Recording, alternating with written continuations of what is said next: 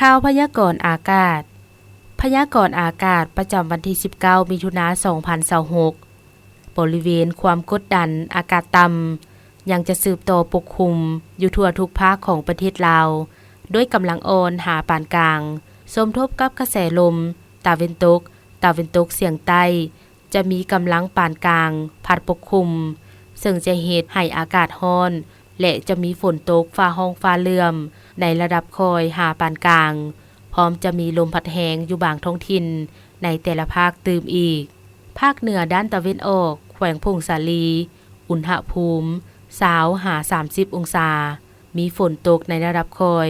เนื้อที่การปกคลุมของฝนกวม20ส่วนห้อยแขวงหัวพันอุณหภูมิ23-32 องศามีฝนตกในระดับคอยเนื้อที่การปกคลุมของฝนกวม20ส่วนห้อยแขวงเสียงขวางอุณหภูมิ23-30 องศามีฝนตกในระดับคอยเนื้อที่การปกคลุมของฝนกวม30ส่วนห้อย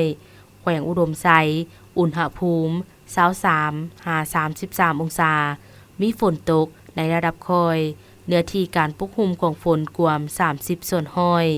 แขวงบ่อแก้วอุณหภูมิ23-34 องศามีฝนตกฟ้าห้องฟ้าเหลื่อมเนื้อที่การปกคลุมของฝนกวม30ส่วนห้อยแขวงหลวงน้ำทา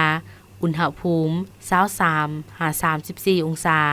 มีฝนตกในระดับคอยเป็นบางบริเวณเนื้อที่การปกคลุมของฝนกวม20ส่วนห้อยแขวงหลวงพระบางอุณหภูมิ24-37 องศา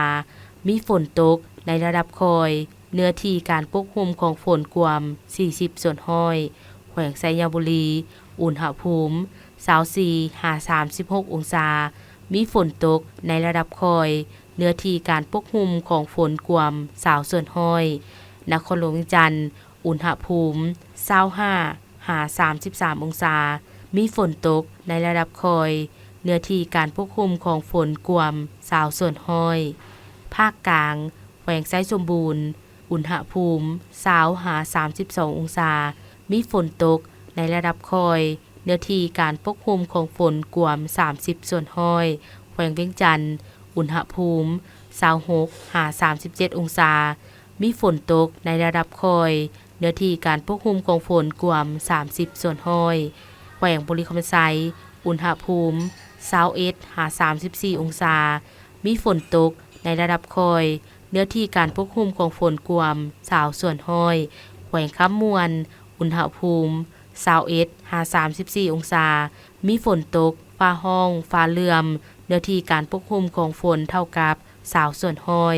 แขวงสวรรณเขตอุณหภูมิ25-35 องศา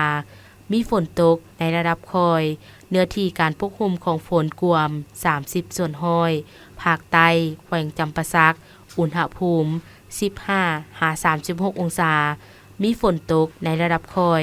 เนื้อที่การปกคลุมของฝนกวม30ส่วนห้อยแขวงสารวันอุณหภูมิ23-36 องศามีฝนตกในระดับคอยเป็นบางบริเวณเนื้อที่การปกคลุมของฝนกวม30ส่วนห้อยแขวงเซกองอุณหภูมิ26-35 องศา